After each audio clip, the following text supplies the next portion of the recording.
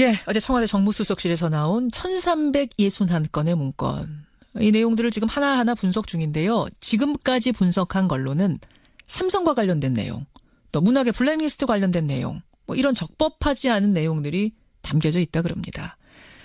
민정수석실에 이어서 정무수석실에서까지 이런 문건들이 줄줄이 나오면서 결국 이 국정농단은 윗선의 지시에 의해서 청와대 각 부처가 조직적으로 유기적으로 움직인 게 아닌가 점점 더 의심을 하게 되죠. 검사 출신 더불어민주당 백혜련 의원 연결을 해보겠습니다. 백 의원님 안녕하세요. 예, 안녕하세요. 민정수석실 캐비넷에 300여 건 보고도 놀랐는데 이번에 정무수석실은 훨씬 더 많네요.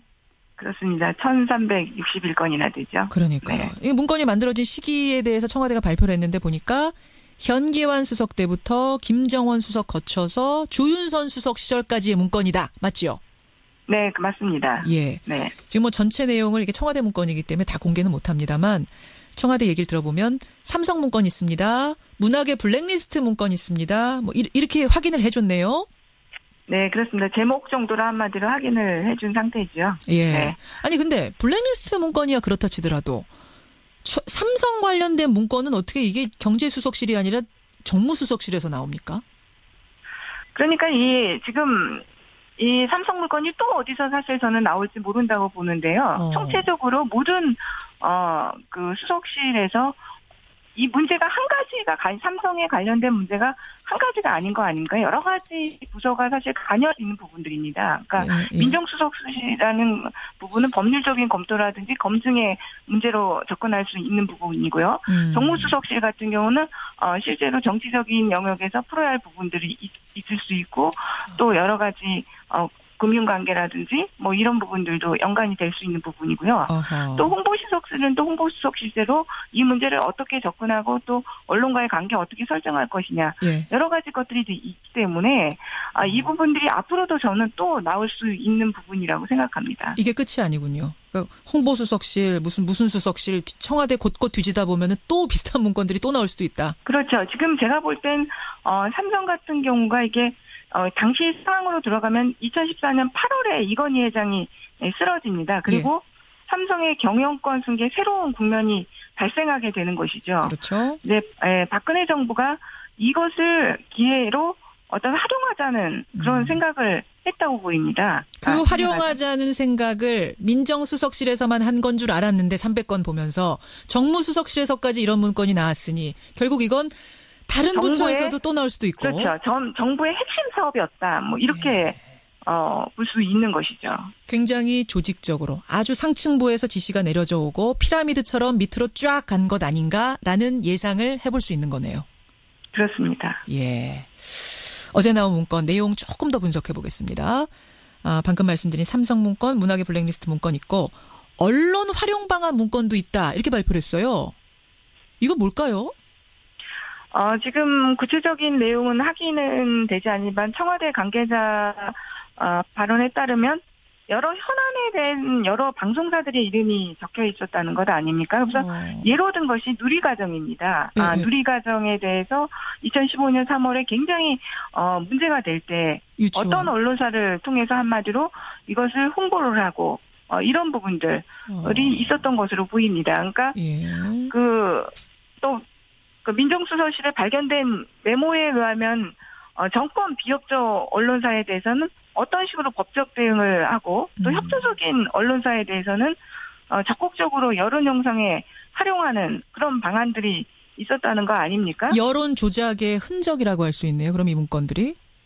여론 조작의 흔적이기도 하고 또 반대하는 여론에 대해서는 또 대처 방법 이런 것들도 같이 포함되어 있을 가능성이 저는 크다고 봅니다. 예. 선거 관련 지시사항도 들어있다. 이게 청와대 발표인데 이건 또 구체적으로 무슨 얘기일까요?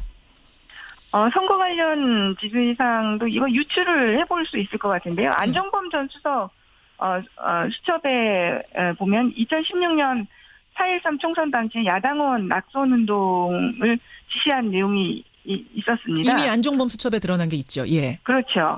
그러니까 마찬가지로 이 문건들도 그와 비슷한 내용이 있었을 것이라고 봅니다. 사실 문건이 지금 2015년 3월부터 2016년 11월 1일까지라고 한다면 2016년 4월에 총선이 있었지 않았습니까? 그렇죠. 예. 그렇기 때문에 비판적인 야당 의원들에 대한 그런 선거 개입이라든지 이런 부분들이 충분히 그런 지시사항 이런 것들이 있었을 가능성이 크다고 보이고요. 더 나아가서는 또 청와대 여당 공천 문제 뭐 이런 것들도 있을 수도 있다.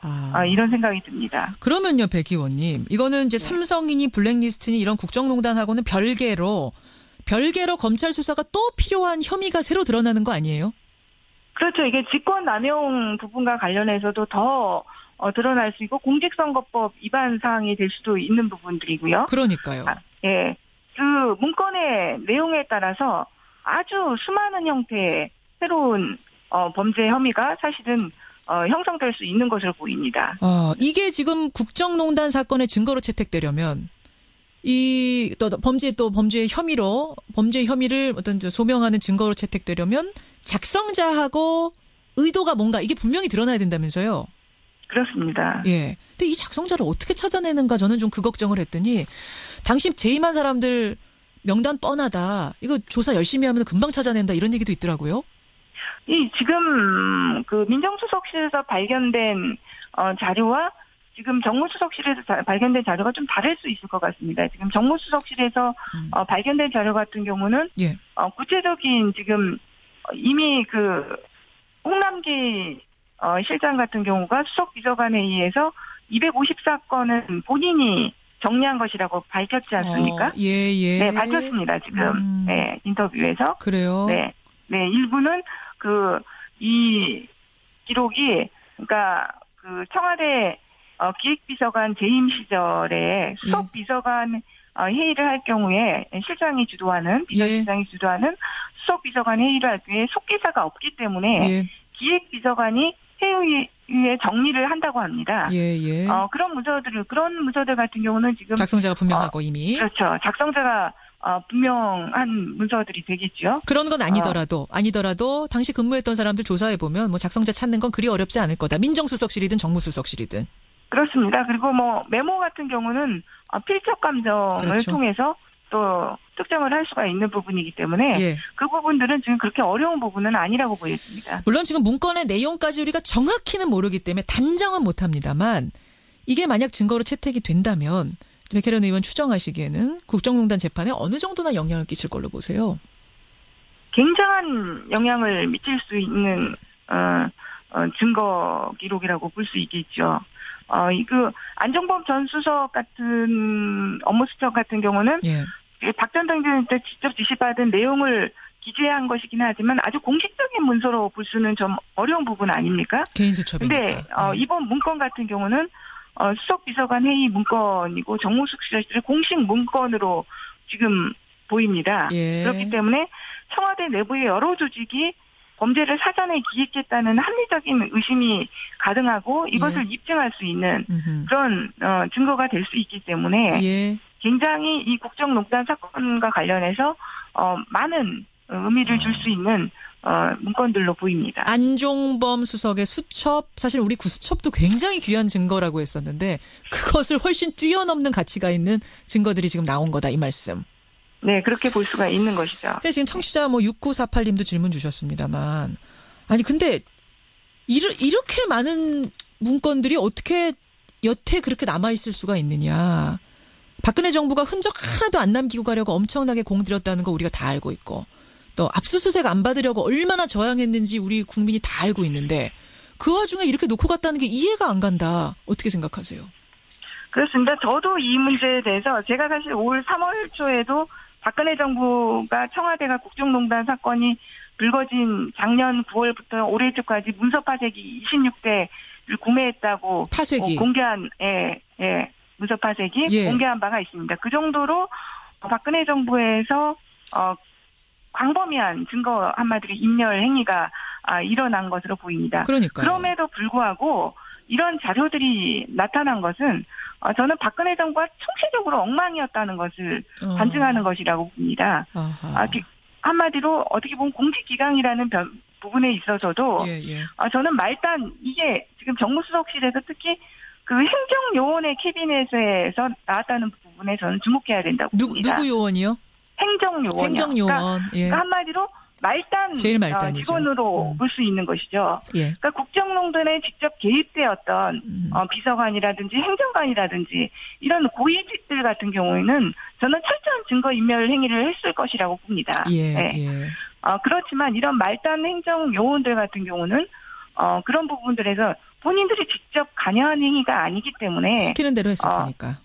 그렇죠. 이런 부분들에 대해서 더 철저하지 못했던 부분들이 분명히 있을 수 있었다고 생각하고요. 그러니까 아까 제가 피라미드 얘기했잖아요. 위에서부터 저 피라미드로 쭉 내려왔을 것이다. 거기에 제일 말단부에 있는 사람들이 뭔가 보고하라고 만들라고 하니까 정식 문건 만들기 전에 연습장에다가 우리도 보면 이렇게 구상하잖아요. 화살표 그려가면서 요런 네. 문건들이 아니었을까. 요거를 이제 놓고 간 거죠.